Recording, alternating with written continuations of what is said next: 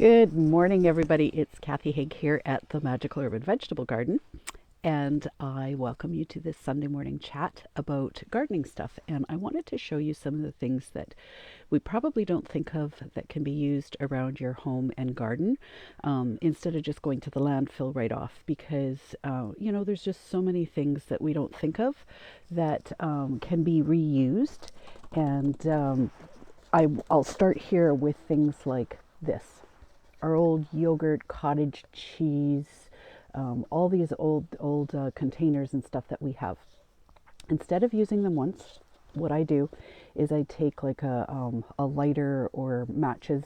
Make sure your hair is tied back, be safe, do this in a well ventilated area, but burn a little hole in them for drainage. And these make fantastic containers for seedlings and starting seeds, whatever, year after year, and it gives them a much longer shelf life than what you would get just sending them off to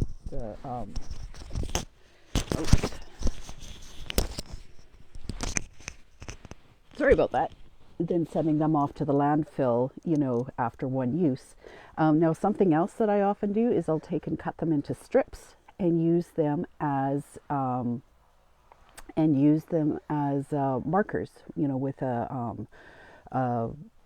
for seedlings, where whatever I'm doing, just have a good black felt marker, and you can actually use them as markers in your rows or in your seedling trays or whatever, and they last a long time as well, before they start breaking down.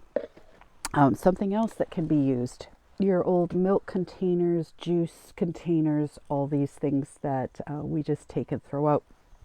So what I do is take and I cut them off, give them a good 6 or 7 inches on the bottom, and stab some holes in the bottom. You want to make sure and give them a good wash with some soapy water as you toss them into your recycling bin until you use them, because you don't want them going nasty and smelly.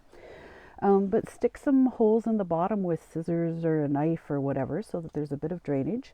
These also make fantastic seedling trays, and you can use them for several seasons before they break down. Okay, now the top part of this, when I cut this off, gives you a good 2.5-3 inches here, probably 3 inches, that you can use like this. Now, where this is handy is when you plant things like your cole crops, so like your broccolis and cabbages and things like that get cutworms. Okay, cutworms, if you've never experienced them, are those fat little grubs, and they crawl along probably about 1/2 inch to 1.5 inches under the soil, and they like things like your cabbages, and you won't know that anything's wrong until they've chewed them off, and you walk in one day and your crops are dead. And then you pull them up to see what's wrong, and you find these things under there. So because of their habits, they stick to that 1/2 to 1.5 inches under the soil. When you plant your seedlings or your seeds, put your this piece around your plant to about 1/2 inch above the soil. And it's going to prevent them, they will go around any obstacles, and it's going to prevent them from getting to your nice juicy plants and seedlings. Okay, learned this one 40 years ago from my mom when we were gardening and having issues with this. Now let me see here, because I got a list of other things. I don't know what happened with all my old coffee tins. I guess I must have burned through them.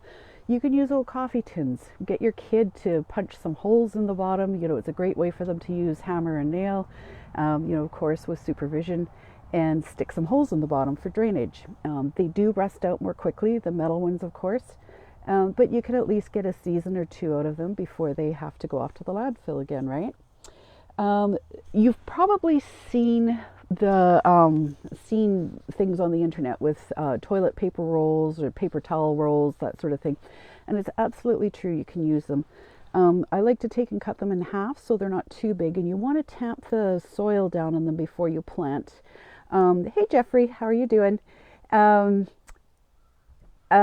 You cut them in half so they're not too tall, right? And pack the soil down on them enough that it's not going to fall out when you water it. Make sure you don't want it so tight your seedlings can't grow, of course. But you want them tight enough that when you pick it up, the soil isn't all just going to fall out. But you want to keep them all in a tray and lined up. You absolutely can do this when you transplant out into the garden. You don't need to take it out. The cardboard, that dull, dark, brown cardboard, breaks down, adds carbon to your soil. It's fantastic for your earthworms. It's a really easy way to use them up. Let me see here. Old sheets and pillowcases. Okay. Old sheets and pillowcases. I went looking for some of those too, and it seems I've finally burned through all of them. But as they wear down, when you're ready to take and throw them out, you can take and rip them into strips, maybe 3/4 of an inch wide or whatever works. And you can use them for tying up things like your tomatoes, your cucumbers, anything like that, rather than going out and actually buying stuff to tie your plants up with. And when they get to the point they disintegrate too much with your sun and light and whatever, because they do, then they can actually go into the garbage or to your recycling, right? If they're 100% cotton, they will break down in your compost, but most people don't have 100% cotton these days. There's usually synthetics in there, so, it won't break down in your compost. But it's a good way to get the last use out of those things in your closet, because there's usually good parts to it that you can use, and keep them handy in your greenhouse. Takeout containers with clear lids. You get these ones that are 2 inches thick and whatever, and the clear lids, they're like a little mini greenhouse. You can actually start seeds in them, provided you keep it damp enough. And it's almost like a mini greenhouse. Same thing with those rotisserie chicken things. Those ones are usually deeper, and you can actually have like little salad greens, do like a microgreen thing in them. Okay, I went looking. We had some here too, and I don't know where they went. Maybe they finally all wore out and they got tossed. You can use things even like your little yogurt containers for seedling starters, right? Just make sure there's a little bit of drainage in the bottom, like I showed you to begin with. Make sure there's a bit of a hole in it somehow or other. And, you can use them time and again for starting seedlings rather than going out and supporting your big box stores. We all talk about, where our money goes and supporting all the billionaires out there. And I'm not against anybody making a living, but there's things that we definitely waste. And I really think that these all fall into that category.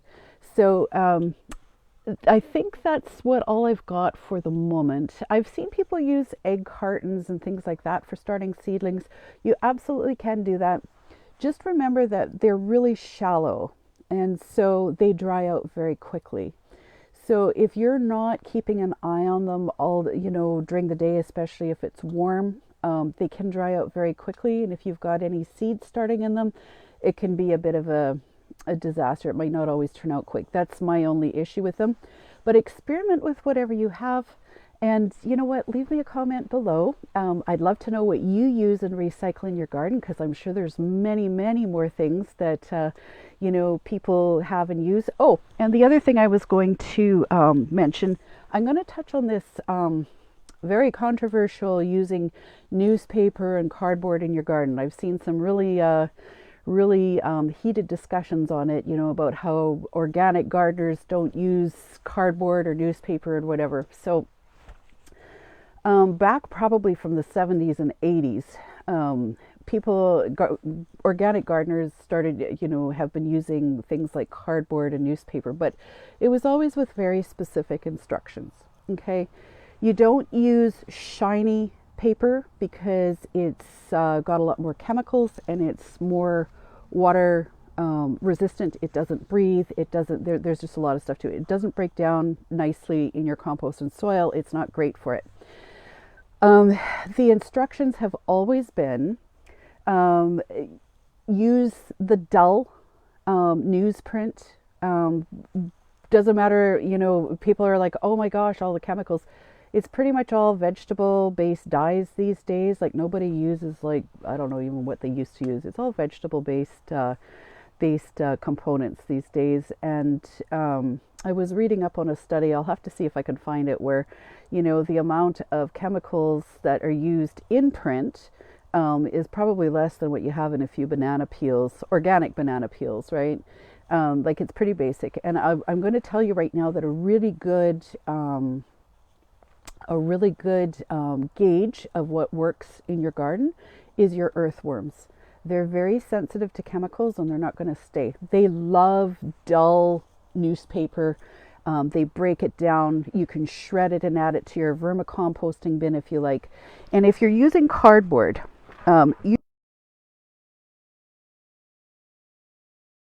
use the dull cardboard and don't use recycled cardboard. Okay, recycled cardboard obviously is made of everything that we just talked about, and that is not going to be great for your soil. It's great for boxing stuff up and shipping, and it's great that they reuse it, but it's going to have all the things we just talked about, and it's going to go into your soil, right?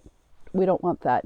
So just get your plain, if you have plain regular cardboard, make sure to peel off any tape that's on there. Hey, Julie. Make sure to peel off any tape that's on there. If your boxes are glued, you may want to actually cut the glue off, the strips of glue along the edges, because that is also not biodegradable. But just plain regular cardboard on its own is a fabulous way of adding carbon to the soil, of mulching out weeds, and there's just all kinds of things you can do with it. I've done it for years. I can assure you that my earthworm population is very active and happy with it. Do your own research, of course, and you're always welcome to leave me a comment below. And, the things that you recycle in your garden, I'd love to hear from you. And share this with anybody that needs to maybe save money or is trying to do better working with the environment. And I hope this helps you out. Bye for now.